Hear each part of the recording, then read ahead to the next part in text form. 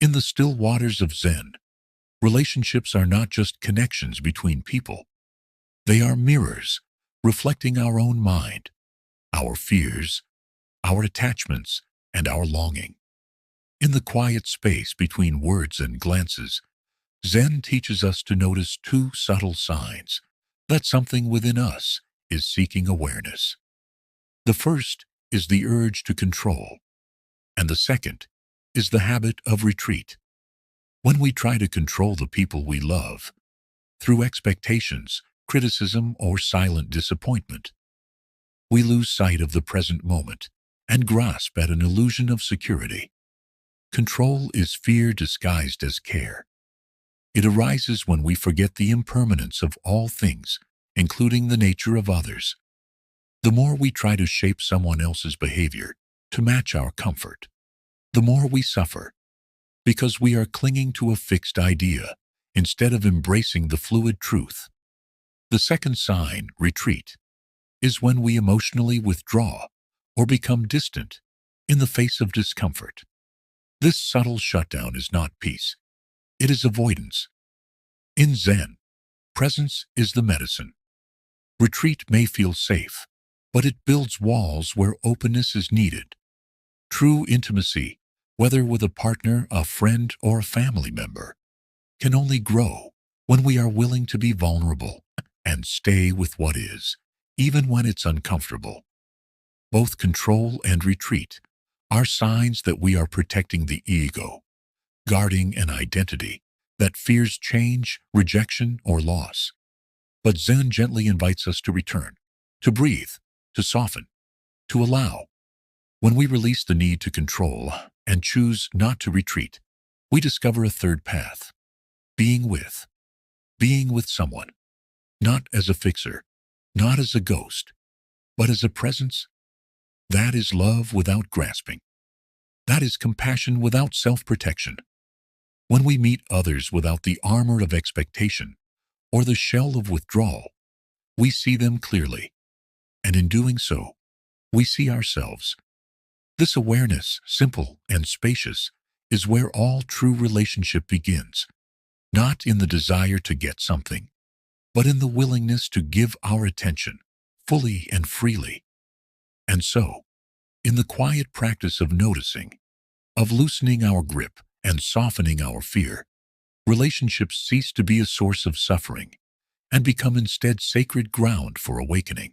When we begin to truly observe the way we relate to others, we come face to face with the quiet patterns that shape our every interaction. Zen does not demand that we fix ourselves, but that we become intimate with what is. Control often wears the face of love. It says, "I want what's best for you," but often means, "I want you to act in a way that makes me comfortable." This insight, though simple, can shift everything. To love without control is to trust the unfolding of another's path as much as your own. This does not mean passivity, nor does it mean allowing harm. It means choosing presence over pressure, curiosity over command. The moment we notice our impulse to correct, advise, or push another, we can pause and ask, what am I really afraid of? Often, it is the fear of loss, loss of connection, loss of identity, loss of safety. Zen offers no promise that we can avoid these losses, but it doesn't offer a way to meet them with open eyes and a steady heart. Just as the cherry blossom falls in its season, relationships shift, grow, fade, and renew. Trying to force them into permanence only tightens the knot of suffering. The other subtle sign, retreat, is more difficult to detect because it masquerades as peace. When we withdraw, we may tell ourselves we are being calm, being wise, not reacting. But sometimes stillness is not serenity. It is shutdown. When emotions become too sharp, when vulnerability feels too raw, the ego's instinct is to pull away. In Zen, we are taught not to run from discomfort, but to bow to it, to sit with the heat of shame, the sting of anger, the ache of sadness, without flinching. These emotions are not enemies to be avoided. They are invitations. To retreat is to turn our back on these invitations and close the door to growth. Presence means staying. It means choosing to breathe through the tension, to speak with honesty, and to listen without defense. It means choosing connection over comfort.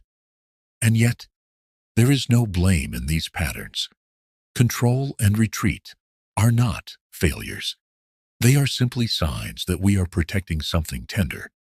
What Zen asks of us is gentle, not to force ourselves to change, but to become so aware that change becomes inevitable.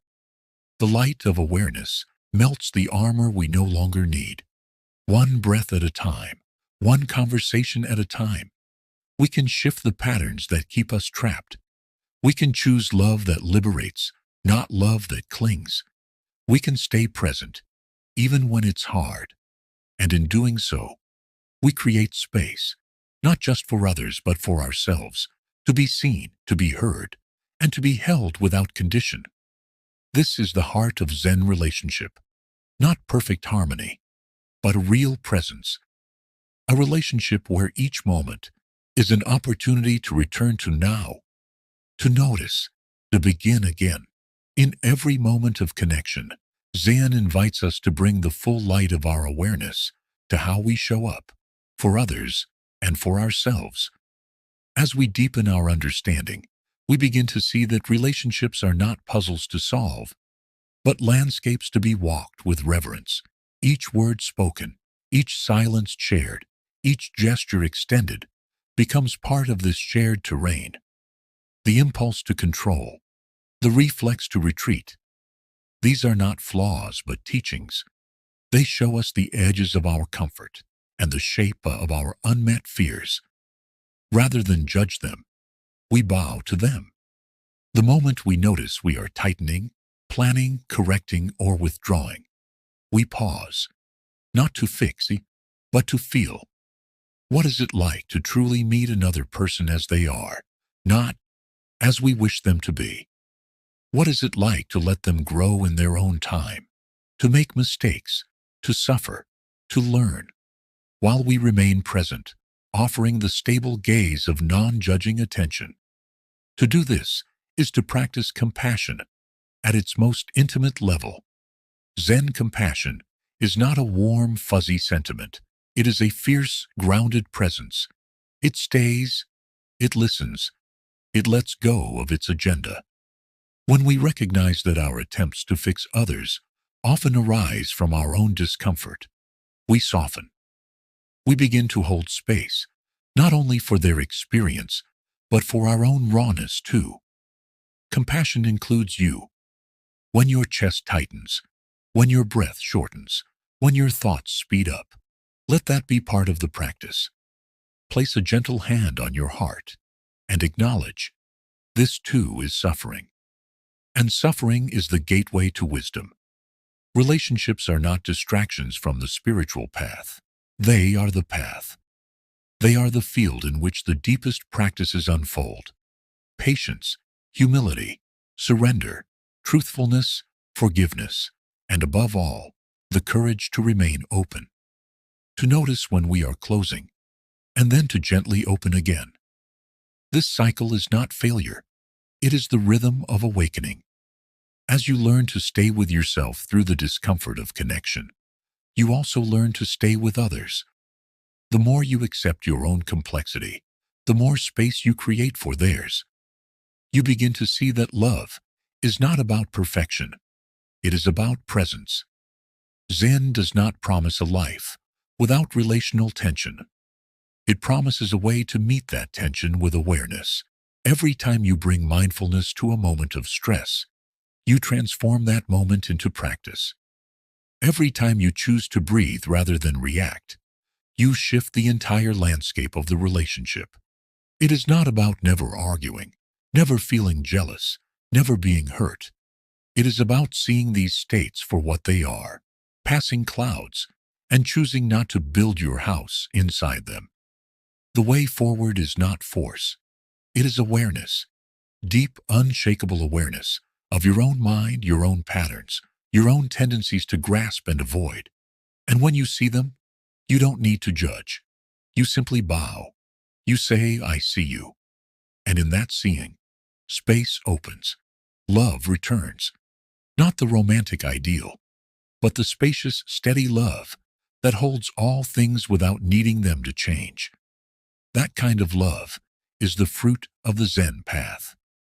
And it is available here, now, in this very breath. And as you rest more deeply in this awareness, you begin to see that relationships are not meant to complete you. They are mirrors that help you recognize the wholeness already within. The more you look outward for validation, for identity, for safety, the more entangled your peace becomes with the behavior of others.